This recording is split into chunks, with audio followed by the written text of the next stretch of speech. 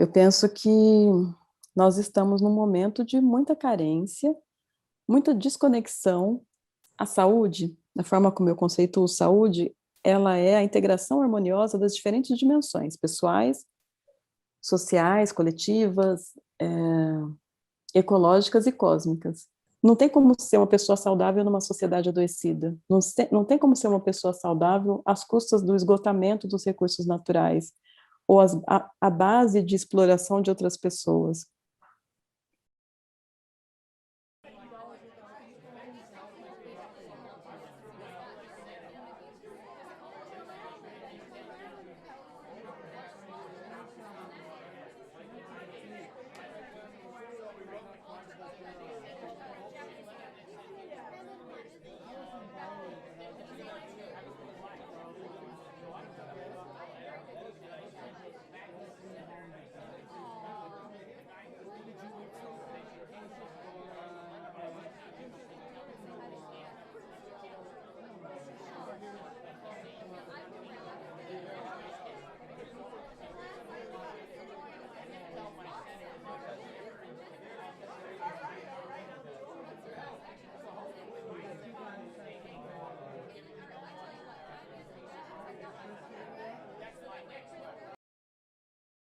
Clélia, boa tarde, Tudo bem. bem-vinda aqui ao canal Inconsciente Coletivo. É um prazer ter você aqui, protagonizando mais um episódio da nossa série Eu Preciso Falar sobre Saúde Mental. Boa tarde. Obrigada, boa tarde, Morrize. É um prazer também estar aqui e poder dialogar sobre esse assunto. Então, vamos lá, mãos à obra, né? É um assunto complexo e muito difícil, né, de ser abordado esse, né? Mas eu Sim. vou direto ao ponto.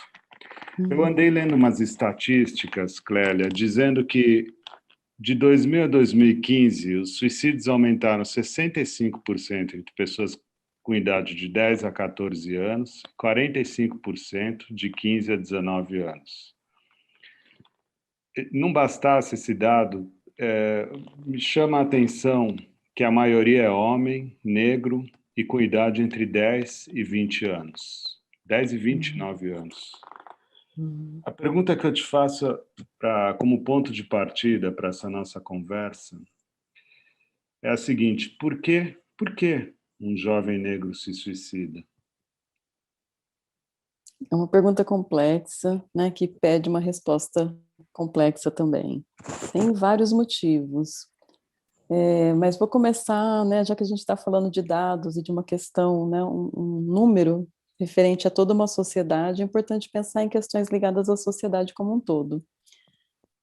Jovens negros têm um lugar reservado na sociedade, como qualquer pessoa, né? Então, se você é jornalista, por exemplo, as pessoas vão esperar que você lide bem com a língua portuguesa, que você se comunique bem, que seja extrovertido, que nem sempre é real, né? Mas as pessoas têm uma ideia sobre essa figura. Assim como a gente tem uma ideia sobre mulheres, sobre homens, sobre negros, brancas, amarelos. Em relação a homens negros, tem toda uma expectativa e um lugar reservado na sociedade que tem a ver com imaginar que são pessoas que vão ter menos condição de progredir no trabalho, seriam pessoas perigosas, pessoas que muitas vezes não são confiáveis, né, das quais a gente precisa ter medo ou oferecer poucas oportunidades. Isso tudo interfere nessas pessoas, né? Interfere, inclusive, no acesso que essas pessoas têm à garantia dos seus direitos, à própria saúde, a forma como se veem, a forma como são vistos. Isso vai impactar tanto a forma, por exemplo, em que são abordados pela polícia, a forma como são recebidos num serviço de saúde, a forma, eu lembro, por exemplo, para dar já um exemplo aí nesse ponto, de um trabalho que nós fizemos, né, no Instituto Ama Psique e Negritude, do qual eu faço parte, fizemos um trabalho com gestores da saúde. Em determinado momento, a gente estava trabalhando com gestores de emergência, dos serviços de emergência. E numa conversa franca foi possível admitirem que se chega na emergência um jovem baleado e ele é branco, a primeira coisa que vem à cabeça é ele foi assaltado, ele né, passou por uma violência. Se é um jovem negro, a primeira coisa que vem é a polícia atirou, ele estava assaltando e revidaram. Isso é relativamente comum, porque nós estamos programadas para pensar determinadas coisas em relação a determinadas pessoas. Então, esse estereótipo vai interferir na forma como atendem esse jovem negro, e talvez uma parte das mortes de jovens negros tenha a ver com a forma como são recebidos nos serviços de saúde, educação, etc. Mas a gente está falando também de suicídio, né? E qual é a relação entre tudo isso? A relação é que se eu sou uma pessoa na sociedade que recebo o tempo todo esse tipo de expectativa, esse tipo de tratamento, isso pode impactar no quanto eu me ligo à vida, no quanto eu projeto, né, sonhos para a minha vida, quanto eu acredito que eu vou poder realizá-los. E muitas vezes essa não é uma conta que fecha positiva para jovens negros.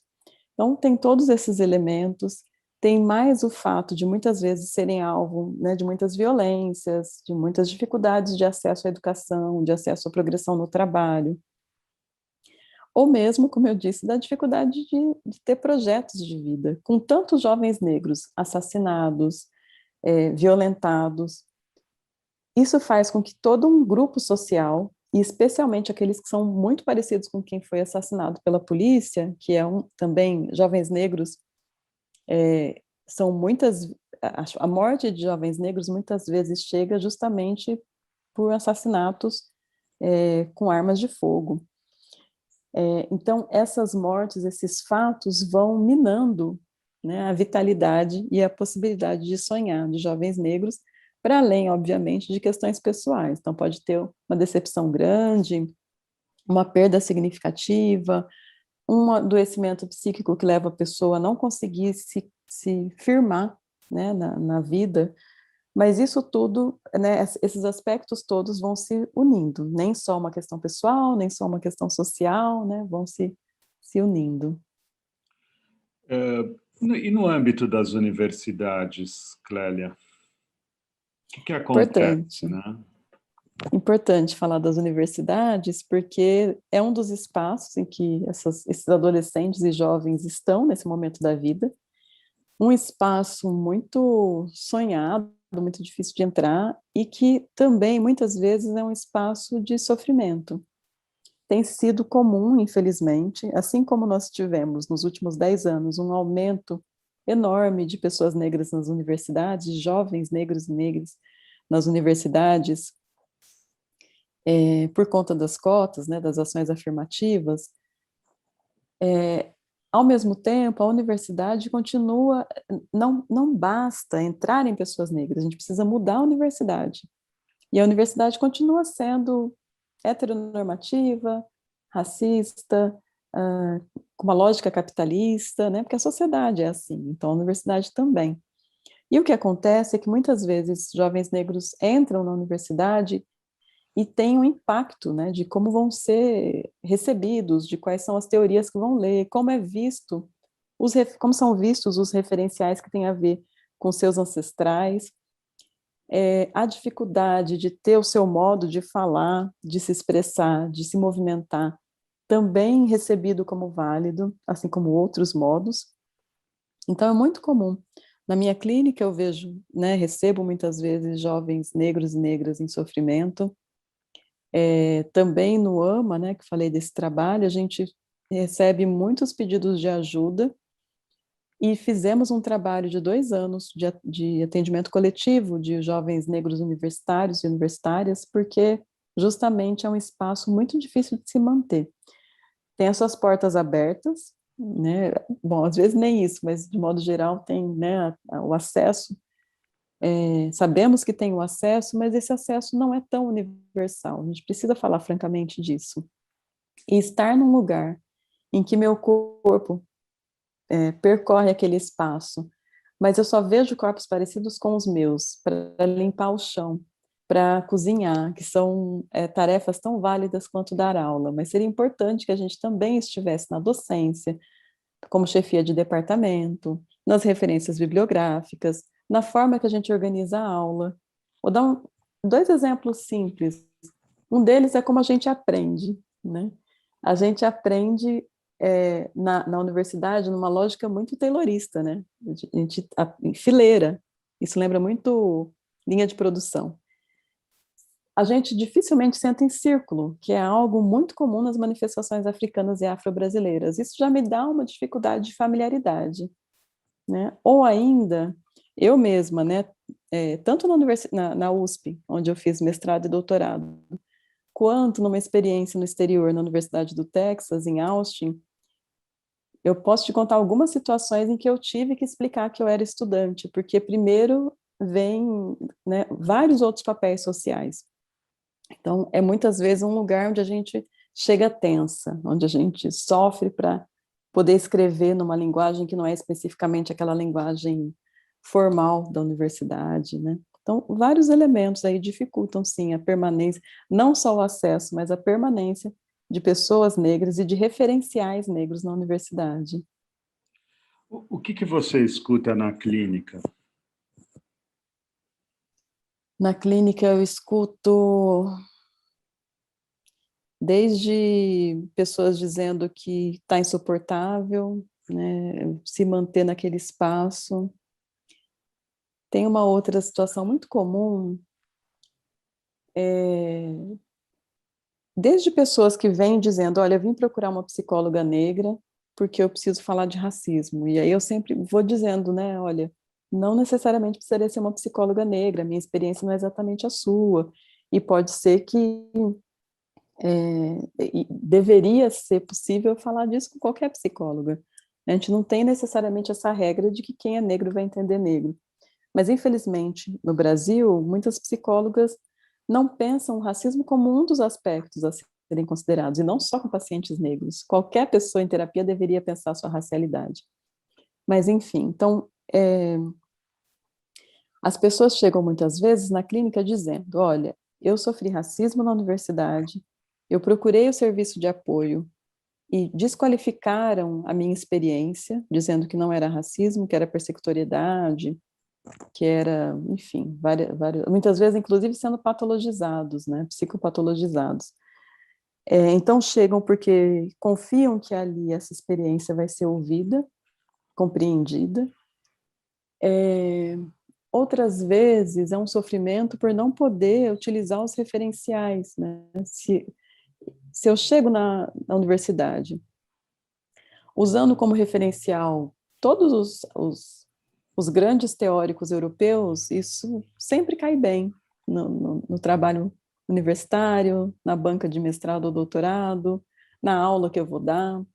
Se eu uso um referencial da América Latina ou América Latina, ou algum referencial africano, né, isso é visto como é que sempre falam? Isso é muito militante, mas isso é muito parcial, teria que ser algo mais universal, mas na verdade, né, tudo é parcial, a gente só está dizendo de que parte é. Uhum. Então, são essas falas que eu escuto na clínica, e outras, assim, das pessoas quererem pôr a mão no cabelo para ver se é o tempo todo, assim, às vezes é bom chegar na universidade para estudar, né, mas assim, é o tempo todo esse estresse, né, por exemplo, né, perguntando se, o seu cabelo lava, posso pôr a mão? Nossa, que diferente, você que exótico. E ouço, inclusive, Maurice, não só de estudantes, eu ouço de professores universitários, né, essa semana numa aula ouvi um professor universitário de uma universidade federal, concursado, que a cada vez que muda os seguranças da entrada, ele precisa parar com o carro para provar que é professor, quando outros professores passam livremente. Então, é sempre uma experiência de estar... E realmente tem persecutoriedade. Como é que não se fica persecutória depois de tantos ataques?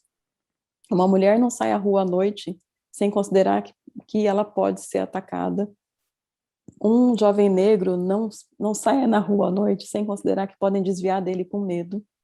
né? E a gente vai, então, tendo, sim, uma persecutoriedade que é fruto de tantas violências sofridas, acumuladas, e da gente, infelizmente, só ficar esperando quando é a próxima, né?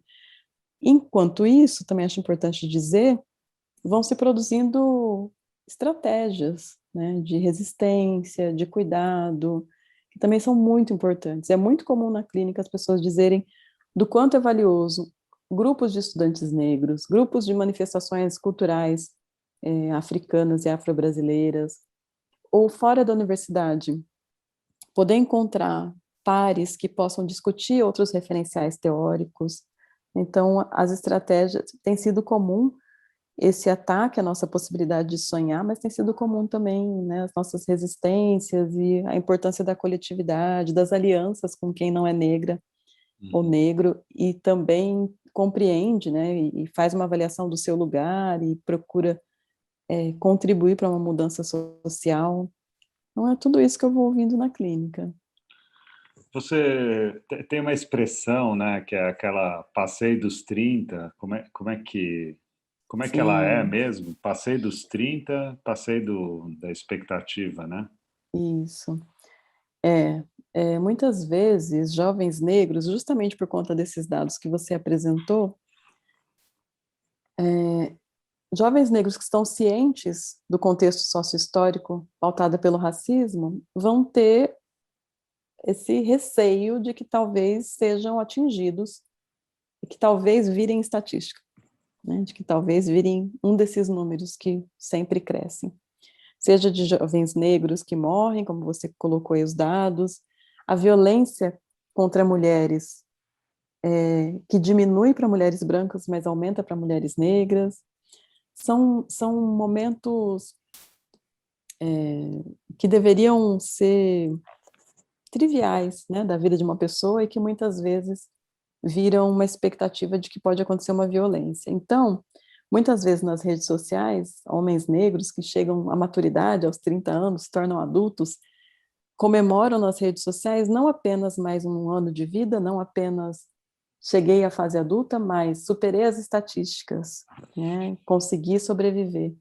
E essa é uma forma de comemorar de quem entende que realmente o projeto, né, a programação social era de que fosse exterminado, né, como se vê aí. O número de jovens negros assassinados no Brasil corresponde ao número corresponde a mortes ocorridas em países em guerra. Então, para jovens negros, eles vivem num país em guerra. Tem mais uma cena que eu queria contar também, você perguntou da clínica, né, e dessas situações.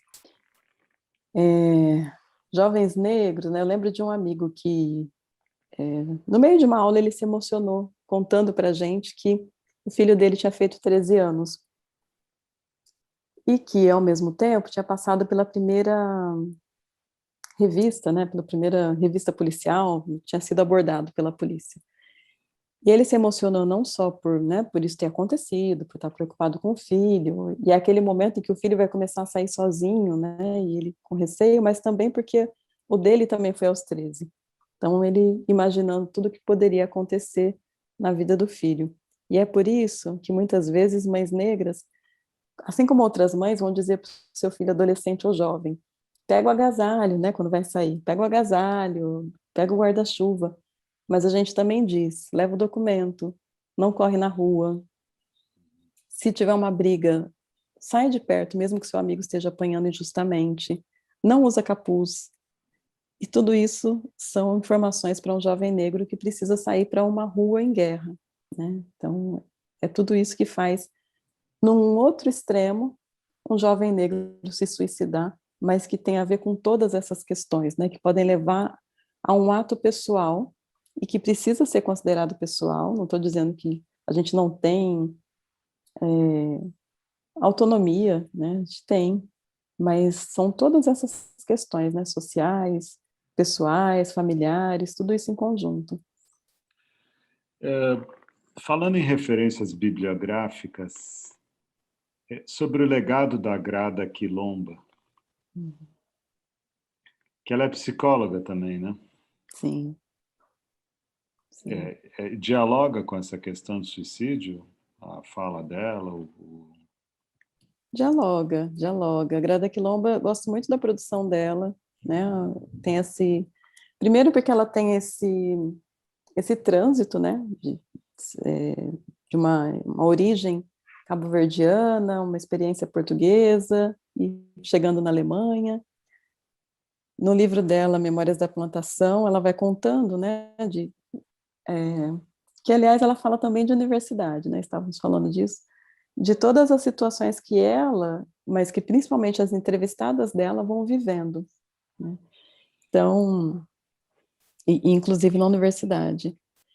Ela fala também, tem um trecho que eu gosto muito, assim, quando ela diz que é importante para a gente escrever, né? Porque escrever é recontar a história, é ressignificar o que acontece com a gente, o que aconteceu no mundo, e que é uma forma de poder enterrar justamente aquilo, né, os nossos. Inclusive porque, Maurice, um suicídio, um assassinato, né, ele não é apenas de um corpo. O próprio genocídio. O genocídio no Brasil não é apenas dos corpos negros, né, ele é das epistemologias negras, dos referenciais religiosos, filosóficos, políticos. E por que eu estou dizendo isso? Porque, e já volto na Grada Quilombo, porque muitas vezes, quando um jovem é assassinado, começa a surgir uma história sobre aquela morte. E muitas vezes é uma história sobre a dignidade daquele cidadão. E é comum, né, mães negras contarem que, além de matarem o seu filho, produziram uma história para dizer o quanto ele não era uma pessoa de bem, enfim, esses termos todos.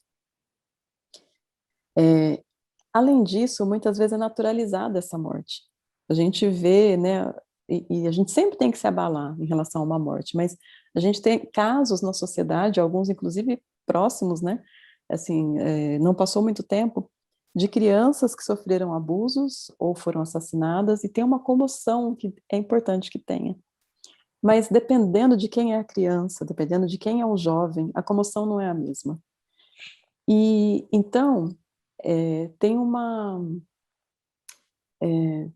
quando a Grada Quilomba fala, né, de precisarmos reescrever a história, enterrar bem os nossos mortos, tem a ver com poder recontar essa história que só tem uma perspectiva, tem a ver com poder colocar na universidade outros referenciais, tem a ver com poder escrever nossos textos assim como que ela escreve, e isso ser tão válido e tão respeitado como outros referenciais, e tem a ver ainda, algo que eu gosto muito também do que ela coloca, com a gente ainda precisar, no Brasil, por exemplo, pensar como as pessoas brancas lidam com o racismo, né? E isso é algo que muitas vezes não aparece. A gente pensa sobre as pessoas negras, sobre o que sofrem, que é super importante, mas também é uma sociedade que muitas vezes naturaliza, e aí é uma dessas mortes, quando a gente naturaliza uma violência, é de novo matar quem foi assassinado. E muitas vezes também não pensamos sobre esses lugares. Eu só tenho prejuízos na sociedade às custas de privilégios de outras pessoas. Um prejuízo desse tipo, que é sócio-histórico, ele é uma gangorra, né? Tem prejuízo aqui para garantir privilégio aqui.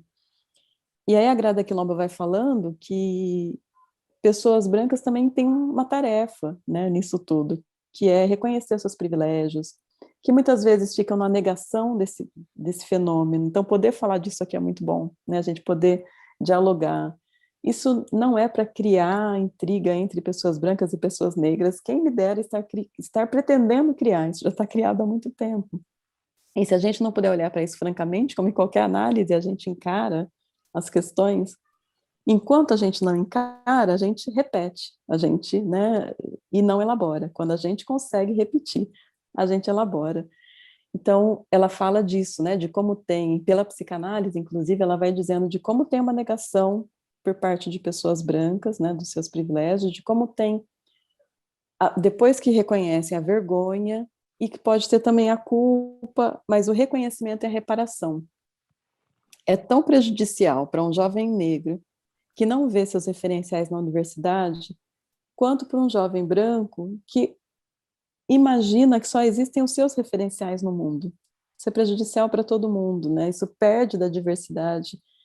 Nós perdemos por não usufruirmos da diversidade, por não usufruirmos da multiplicidade. A universidade é universidade, mas pode ser uma multiversidade se a gente souber colocar diferentes epistemologias, diferentes formas de aprender, de ensinar, de tratar, enfim, né, a diversidade nos diversos aspectos, nos diversos âmbitos da universidade, da sociedade. Agora, já puxando para um segundo bloco da entrevista, Clélia, aí eu vi uma pesquisa que saiu recente, cotejando o Brasil com outros 11 países e colocando o Brasil na dianteira como sendo o campeão de ansiedade e de depressão. E mesmo em termos absolutos, o número de suicídios de população jovem no Brasil, ele só é o segundo, quer dizer, só fica atrás dos americanos. A cada 46 segundos tem uma pessoa se suicidando aqui no Brasil.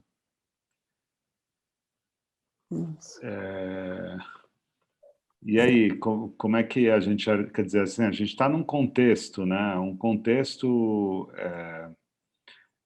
como você comentou, ele, quer dizer, o racismo é um elemento importante, né? É um dos protagonistas desse mal-estar generalizado, mas tem muita gente que, mesmo não sendo vítima de racismo, está se anulando, né? Sim. Então, eu queria falar um pouco também dessas pessoas, né? Onde que o bicho está pegando? Se foi e o que a pandemia fez com elas, ainda por cima?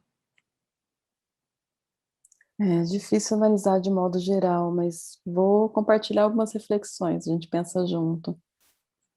Primeiro, acho que é isso mesmo, né? A gente tem várias questões aí de violências estruturais, de sofrimentos pessoais, né?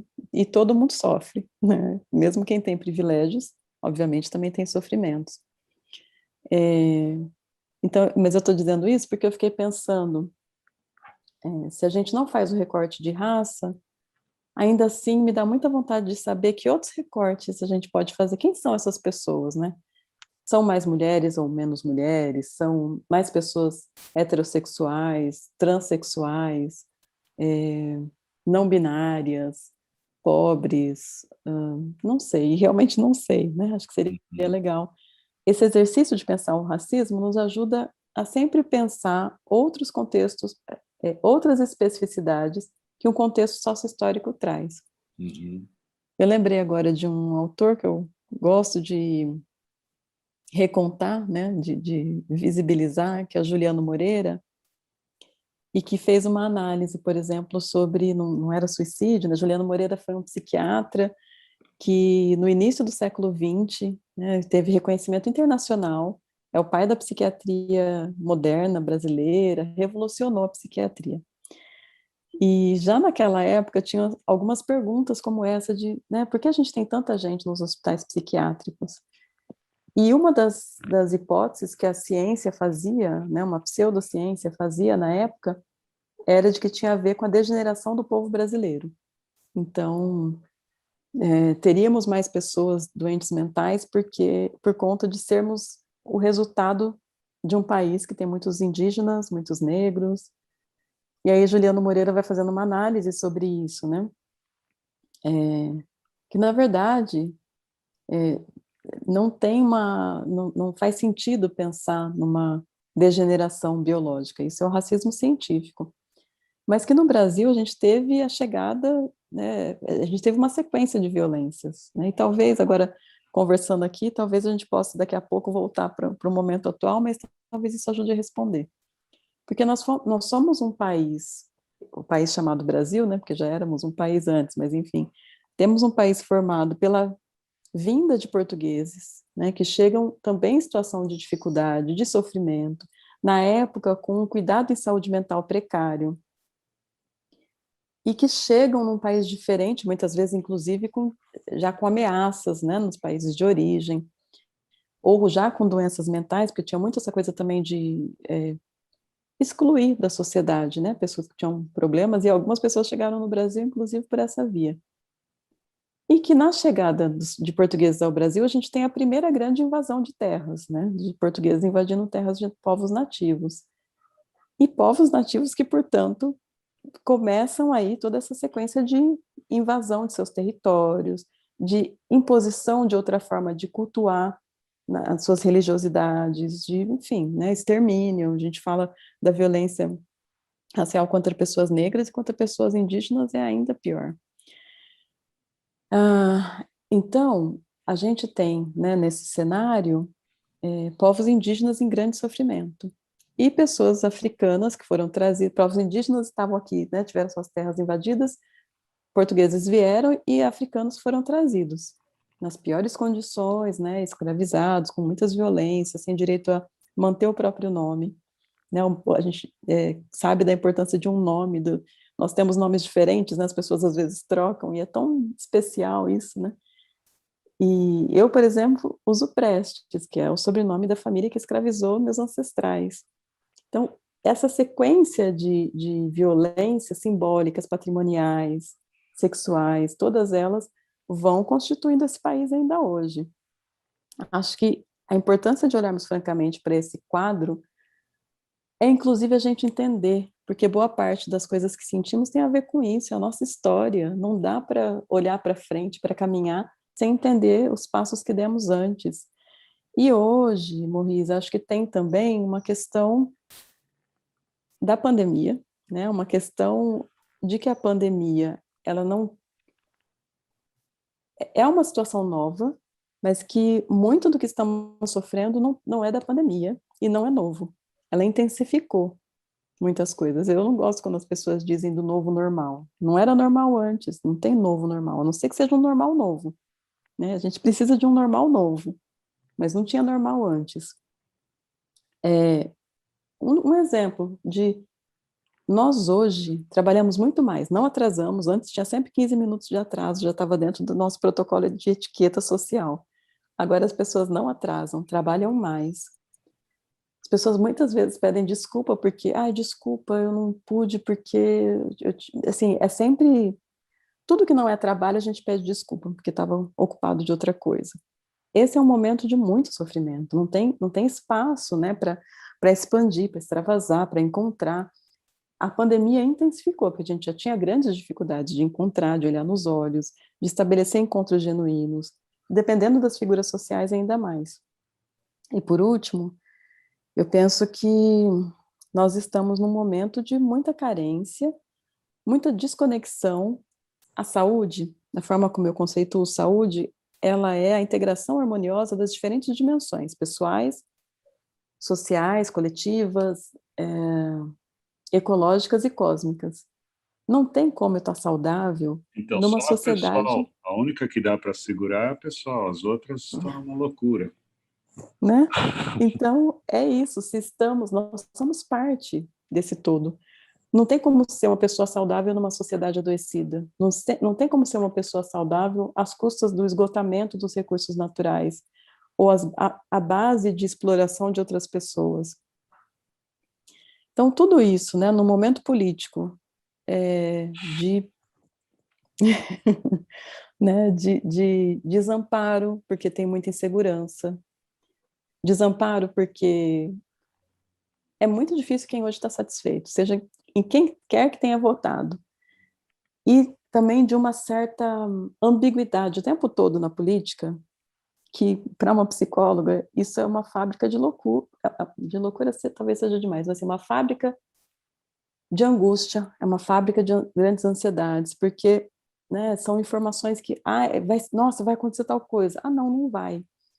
Tem uma certa tortura que vai acontecendo, né, socialmente, que vai nos deixando em sofrimento.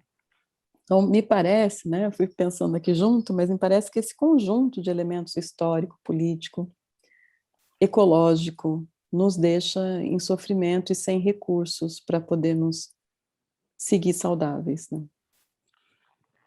é, é, é, quando eu cheguei aqui no Brasil nos anos 70, né? Eu era muito menino, mas eu ouvi por mais de uma vez a ideia da cordialidade e da democracia racial.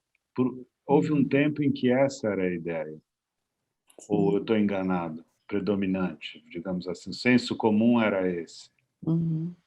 Eu- Houve um momento em que era, para muita gente ainda afirma isso. Uhum. E essa é uma cordialidade. Eu tenho um amigo cubano, negro, que ele me questionava muito disso. Ele falava, me enganaram, diziam que aqui tinha cordialidade, eu não vejo essa cordialidade. E talvez tenha sido diferente mesmo para ele. Mas essa, Maurice, o que a gente tem hoje é fruto de uma campanha publicitária, vamos dizer assim. Eu falei agora há pouco do Juliano Moreira e, de novo, preciso voltar, né, para vir de novo para o momento atual. No final do século XIX, assim que se deu a dita abolição da escravatura, ela, nós tínhamos na sociedade um conjunto de pensadores, religiosos, governantes, que entendiam que o Brasil era uma sociedade degenerada e que precisava ser mudada, ser cuidada, melhorar. E que seria degenerada por conta do número de pessoas negras. Até hoje, aliás, nós somos um dos países mais negros do planeta. Nós só temos menos pessoas negras que a Nigéria. Então, 50 e tantos países africanos têm menos pessoas negras que nós. E aí, é, Alencar é o sobrenome, não lembro agora o nome inteiro dessa pessoa, que em 1911, no Congresso Internacional das Raças, faz esse pronunciamento de que nós temos esse problema no Brasil, mas que já temos uma estratégia de resolução, que é incentivar a mistura racial para que em 100 anos a gente não tenha mais pessoas, que não sejamos mais um país negro. Isso é anunciado pública e internacionalmente, e essa estratégia é adotada. E aí a gente começa no Brasil com algumas das cotas. Eu sempre gosto de brincar com essa coisa das cotas, que a gente fala de cota e lembra só das cotas nas universidades agora. Mas a invasão de portugueses no Brasil e a divisão em capitanias hereditárias são as primeiras cotas do Brasil, na minha visão. Isso são cotas. Nesse momento, né, no Brasil, no final do século XIX, início do XX, o governo brasileiro começa a abrir o Brasil, incentivar a vinda de imigrantes, justamente para essa estratégia de mistura e embranquecimento. Essa mistura já se dava anteriormente por conta dos abusos, das violências sexuais, dos abusos de senhores de engenho com mulheres africanas negras escravizadas. Então, um pouco da nossa mistura já se deu aí. Inclusive, tem uma pesquisa que foi divulgada há pouco tempo que mostra que no genoma brasileiro, a gente tem principalmente, digamos assim, o genoma paterno é branco, o genoma materno é de mulheres negras ou indígenas. E aí, nesse período, essas cotas para a vinda de imigrantes, por que eu estou dizendo de cotas? Porque não era qualquer imigrante que podia vir, era um incentivo para imigrantes brancos. E justamente para ter essa mistura. A gente também teve cotas de pessoas, dessas pessoas nas indústrias, porque era um período ali, né, da industrialização, que inclusive foi o que forçou o Brasil a fazer a legalizar, né, a afirmar essa abolição. E aí a gente tem também, depois disso, um pouco, né, algumas décadas depois, Gilberto Freire fazendo essa campanha de que a gente teria uma democracia racial. Na década de 50, vem para o Brasil, depois da Segunda Guerra, né, todo esse horror do planeta em relação às intrigas entre raças, né, que a gente ainda hoje vê muito. Então, a Unesco fica curiosa para saber, né, o que o Brasil tem, como que lá conseguem ter cordialidade e democracia racial. E aí vem para o Brasil alguns pesquisadores para fazer o projeto Unesco, que é uma pesquisa para descobrir como é essa cordialidade. E comprovam o que a gente já sabe, não tem essa cordialidade, não tem democracia racial no Brasil. Não teve, não tem. democracia racial ainda estamos distantes, pode ser um horizonte, acho que é importante ter isso como sonho. Gilberto Freire estava errado. Gilberto Freire foi coerente com sua tentativa de construir uma imagem, né, que precisava ser construída. Assim como Monteiro Lobato, a gente tem várias figuras que foram muito eficientes, né, na sua proposta de construir uma imagem de Brasil, né? Monteiro Lobato, quando constrói uma figura, né, que é a avó, né, e que organiza, que gerencia toda a casa e que é branca, e uma figura negra que serve o tempo todo, muito dócil, né? Enfim, a gente tem o tempo todo produções.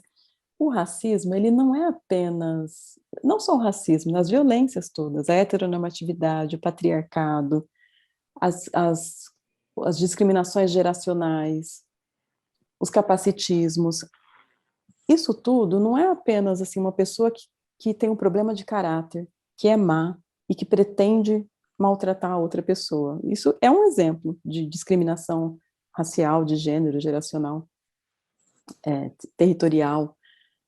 Mas é muito mais que isso. Essas violências, elas são a base, elas são os discursos, que são a base da nossa constituição subjetiva, são a base das nossas referências simbólicas. Se uma criança aprende que o seu cabelo, porque faz curvas, né, ao invés de descer liso, é um cabelo ruim, essa é algo que influencia a forma de se ver. Uma criança que entende que o seu cabelo, porque desce reto, né, e que foi programado para países frios, é só isso, né? Precisa descer junto à cabeça para aquecer. Em países quentes, isso aqui faz segurar ar, né? É a aerodinâmica do nosso corpo. Mas uma criança que aprende que seu cabelo é normal, tem shampoo, agora eu não sei se ainda tem, mas eu vi muito no supermercado, shampoo para cabelo normal e não era o meu. Uhum. Então, são essas nuances que vão produzindo. E aí não é simplesmente eu querendo maltratar alguém na universidade. Talvez quem ouça a gente falando aqui vai dizer, nossa, que absurdo, eu nunca tive problema com meu colega negro. Mas é desde como a gente olha para essa pessoa, quem a gente imagina que pode ser confiável no que está dizendo, quais são os referenciais que são vistos, é o afeto. As pessoas sempre, muitas vezes dizem assim, ah, não, eu até tenho um amigo negro no futebol, eu tenho uma empregada que é como se fosse da família. Essa empregada não recebe herança, ela não tem direitos trabalhistas, né? O amigo é no futebol, mas seria diferente se fosse genro. É isso, né? A gente tem que lidar com tudo isso. Então, é nessas nuances que se dão, né? É no discurso que é perpassado, e a gente sabe disso. A própria psicologia e o campo psi, de modo geral, é um campo de mulheres. Nós somos muitas mulheres. A gente não tem, Morris, nenhuma grande linha teórica que tenha como mentora, uma mulher. É uma ciência de mulheres em que quem diz o que é normal e o que deve ser feito para atingir saúde são homens. A Melanie Klein, talvez. Melanie Klein está dentro da psicanálise. A gente tem várias mulheres importantes, mas as grandes correntes, psicanálise, psicologia As grandes analítica, correntes. Gestalt, nenhuma. E isso a gente nem percebe. Essa é uma violência bem funcionando bem, né? Então, Gilberto Freire, Monteiro Lobato, Freud, qualquer pessoa que produza conhecimento, se não estiver atenta a tudo isso que acontece, vai produzir ou reproduzir violência. Uhum. A gente tem uma ciência de mulheres que segue teóricos homens, só teóricos homens, como isso está tão arraigado a ponto de ser naturalizado e a gente não perceber, né, é um discurso simbólico de violência estrutural funcionando bem. Mas você falou de Gilberto Freire, Monteiro Lobato e Freud, né? O Freud também ele reproduz esse. O Freud, quando eu lembrei dele, lembrei mais pela questão do patriarcado, né, de reproduzir uma noção de normalidade que está muito ligada aos homens, né? Mas Jung, por exemplo, que é outro autor bem importante da psicologia, tem falas extremamente racistas. A Sociedade Junguiana Internacional já fez uma carta de pedido de desculpas. E mesmo quando a gente aprende nos cursos de psicologia o que é uma família normal, o que é uma família estruturada, ou mesmo, vamos pensar aqui, juntar duas coisas, o que é uma família normal, tá bom. Ao mesmo tempo, quando mulheres, muitas delas negras, vão trabalhar na casa de outras famílias, a gente diz, ela vai trabalhar em casa de família. Qual é a lógica de dizer que aquela é uma casa de família? A casa de onde ela saiu é o quê? Né? E por que essas casas de família têm muitas vezes uma dependência de empregada, que é um quarto que não tem as mesmas condições dos outros quartos e onde essa mulher fica para servir, inclusive em datas especiais, inclusive em pandemia, deixando sua família, né, que depois é diagnosticada como desestruturada, porque essa mulher precisou servir, né, essas outras famílias. Mas, enfim, a gente tem, então, esses referenciais vão passando pelas grandes teorias. Quando eu recebo uma pessoa na minha clínica, eu preciso pensar onde eu estou, né, para olhar essa pessoa, quem sou eu? Quais os meus referenciais? Não para compartilhar com ela, né, mas para me localizar. E também quem é essa outra pessoa. Então, Freud, Jung, enfim, os grandes teóricos da psicologia, que são grandes, são louváveis. Não estou dizendo que a gente vai jogar no lixo. Mas a gente precisa entender que foi produzido num período histórico, num contexto social e político, e que tem limitações, né? A gente precisa ir renovando. Clélia, voltando aqui ao tema original ainda da entrevista, esse tema indigesto, né, e difícil, Uhum. o, algumas palavras sobre o universo digital, como é que ele rebate nessa história toda? O universo digital, Os ele, games. sim, o universo digital, ele reproduz uma lógica, ele influencia e reproduz uma lógica perigosa de hoje em dia, né? Não acho que eles criam.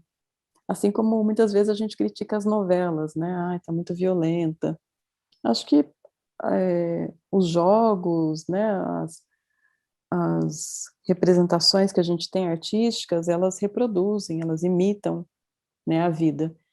Agora, os jogos têm também algumas estratégias justamente de,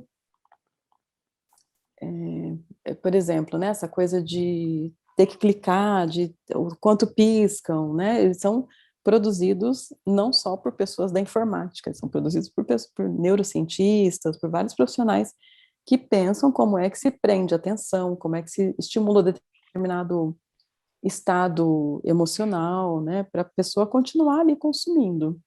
Assim como muitas vezes a gente tem também essas estratégias no marketing para que as pessoas consumam comidas, carros, né, várias roupas. Mas os jogos têm aí para muitos jovens um papel preocupante, né, pela quantidade de tempo que ficam, pelo tipo de jogos. Muitas vezes são jogos extremamente violentos e que vão naturalizando tanto os jogos quanto colocar duas cenas, né, para mostrar também como os jogos não caíram de paraquedas, né, não são uma nave alienígena. Então, essa coisa das armas, né, de matar, matei, né, faz ponto matando, tudo aquilo que a gente já sabe. Outro dia eu estava numa outra entrevista e me perguntaram também sobre essa ânsia de consumo dos jovens, né, e é isso, assim, somos uma sociedade violenta, somos uma sociedade que consome e descarta muito facilmente, aí nos jogos tem isso, a gente precisa trocar, e aí lançam atualizações, né, saiu uma atualização, eu preciso. Então, a gente vai sempre entendendo que é descartável. E nas relações, as nossas relações são assim, né? A gente abandona as pessoas. Também ouço na clínica, por exemplo, que essa nova lógica de jovens para se relacionar, tem um nome, até esqueci agora, mas assim, você está conversando com a pessoa, chega uma hora que você para de responder, né? Que é o jeito que se encerra, que se demonstra que não se tem mais interesse. Tem uma coisa de trocar também tá tudo bem, né, com a juventude reinventando as formas de amar, de se encontrar, de fazer sexo, mas tem também um incentivo ao acúmulo que muitas vezes não tem a ver com liberdade, tem a ver com estar preso de novo a uma lógica, um discurso que nos convence de que a gente precisa de quantidade. Então, tudo isso interfere também, né, na vida emocional de jovens que acham que precisam vencer e ser um caso de sucesso, porque a gente cresce, né, cada criança cresce nas escolas aprendendo que tem que ser líder. Eu não sei quem elas vão liderar, porque todo mundo vai ser líder. Ou cresce achando que tem que ser um ator de filme pornográfico no sexo, porque tem que fazer, né, tem que ser uma coisa performática.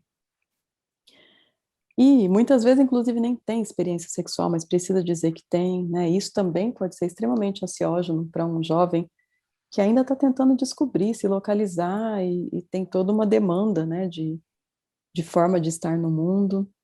Então, os jogos, né, todas as cobranças, não é nem cobrança, mas os incentivos, né, que a mídia também traz para o que a gente precisa fazer, como a gente precisa ser incrível e se sobressair sobre outras pessoas, seja no jogo, seja nessa disputa por ser celebridade, ser o primeiro da turma. Isso tudo pode ser muito exigente para alguém que está ainda frágil, apesar de ser grande, de ter idade, muitas vezes ainda muito frágil diante da vida, muito perdido, né, ou sem a necessária rede de apoio, né? Qual o papel da família nisso? O papel da família é essencial, né? O papel da família é oferecer contorno, né? Um contorno que é ajudar a acolher nesse jovem chega com a frustração de não ter conseguido, ajudar inclusive a mostrar que tá tudo bem não conseguir, a gente também não consegue, a gente que é adulto também não consegue muitas vezes, mas a gente continua tentando, né? É de apoiar, não fazer pelo adolescente ou jovem, mas apoiar, é, é dar limite, né? Tanto colo para quem precisa de colo, limite para quem precisa de limite, de novo aí preciso dizer, né, do quanto é importante, a gente está falando de tantas violências, né, e muitas vezes quando tem um caso de violência entre jovens, na escola, na universidade, se acolhe a pessoa que sofreu a violência, o que é super importante, mas a gente muitas vezes não olha para quem cometeu a violência como alguém que também precisa de cuidado, de limite, né, sim, mas de cuidado no sentido de ajudar essa pessoa a rever como ela entende. Muitas vezes também é uma violência fruto de uma grande insegurança, né, que foi revertida, não que isso justifique, mas muitas vezes explica a violência. Então, a família é esse espaço também que quando chega um jovem que foi agredido, que está muito inseguro, que pode coletivamente ali ser um espaço de elaboração, né, coletiva para isso tudo, de inspiração. E a família, que pode ser a família biológica, né, tomara que possa ser essa família biológica, e que às vezes não vai poder ser essa. Ou porque a família não tem condição, ou não está disposta, ou não está perto, né, muitas vezes, e jovens são dos grupos, né, muitas vezes, para além da família biológica, tem uma família escolhida, tem um grupo de pessoas significativas, tem uma professora ou professor que tem esse lugar, né, de um referencial, tem uma figura que não é conhecida pessoalmente, mas que funciona como alguém, né, é muito comum, por exemplo, a gente contar que escolheu a profissão com base em algum professor que era inspirador. Então, a família tem esse papel, acho que nós adultos, né, de modo de adultas, adultos, de modo geral, temos esse papel na sociedade, né, de olhar para essa faixa etária, assim como para a velhice, né, mas assim, de olhar para que são dois momentos da vida em que a gente muitas vezes não identifica sofrimento. Jovens são muito expansivos, são expansivos mesmo, né? E essa expansão não necessariamente é alegria, não necessariamente é estar bem. Alguns, aliás, têm né, um excesso de movimento, de estímulos, né, então precisa ter, né, esse cuidado, essa atenção, e também, acho que para além dessas figuras que eu falei, a gente precisa de políticas públicas, né, porque jovens também, muitas vezes, o jovem, a jovem, não vai falar com a mãe, com o pai sobre questões de sexualidade, sobre algumas coisas que sofreu na escola, e vai procurar outras figuras, né? No caso da sexualidade, por exemplo, vai perguntar para outras, para colegas, vai buscar um posto de saúde. Então, também é importante que esses espaços estejam preparados para receber, compreender as especificidades e acolher e dar limite, enfim, tudo isso que uma pessoa jovem precisa. Quais são os sinais e o que se pode fazer em termos de prevenção? Olha, como prevenção do suicídio, a gente precisa, né, de novo, conhecer bem essas pessoas para, inclusive, identificar quando tem alguma coisa que não está bem. Estabelecer o diálogo, sempre que possível, ou manter, né, o diálogo. Perceber também, tem muitas pessoas que vão mudando, né, e a família não... a pessoa deprimida, por exemplo, que é né, a depressão pode ser um dos pontos que pode levar a um suicídio. A pessoa deprimida não é só aquela pessoa que fica no quarto, não consegue sair, que também é um caso, né, muito importante de ser cuidado. Mas ela pode estar, por exemplo, numa sequência de saídas, não agora na pandemia, né, mas pode ser uma pessoa que está muito agitada, muito ativa, mas que é uma forma de não entrar em contato, né, consigo mesma, assim, de não, Uhum. de evitar, né, algo na verdade, de fugir do que dói, né. Então, acho que é isso, prestar atenção, dialogar, acionar profissionais de saúde, conversar com a escola, né, com as instituições por onde passa esse adolescente ou jovem, né, tudo isso é importante. Você tem esperança, Clélia? Sim, eu tenho esperança, né, eu sou militante, sou psicóloga, eu trabalho justamente com a esperança de melhoria. Só Uhum. posso ser psicóloga se eu tiver esperança de melhoria, eu só posso ser militante se eu tiver esperança de mudança. Eu tenho esperança também porque, né, eu pesquiso saúde e eu vejo que para reverter esses quadros são as manifestações das quais as pessoas fazem parte, né, os pertencimentos a grupos, a expressões artísticas, culturais, filosóficas, políticas. Tenho esperança também porque, como eu fui contando, existiram tantos projetos de extermínio da população negra, da população indígena, e a gente só está aqui porque, apesar de tudo isso que a gente precisou falar aqui hoje, também foram produzidas muitas estratégias de cuidado, de cura não só de nós, né, de cura da sociedade como um todo. Muitas propostas de melhoria dessa sociedade, né, ah, muitas alternativas de explicação do universo.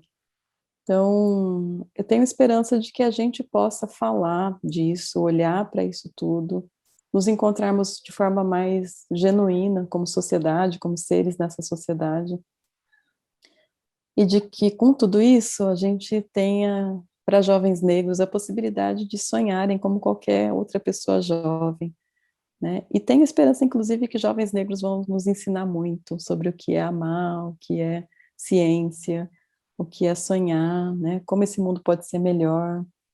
Então, tenho sim esperança e a gente precisa conseguir sorrir, sonhar, lutar enquanto lida com tudo isso, até porque a gente não está reduzido à morte como querem fazer crer, né? A gente tem muito mais para falar, para oferecer,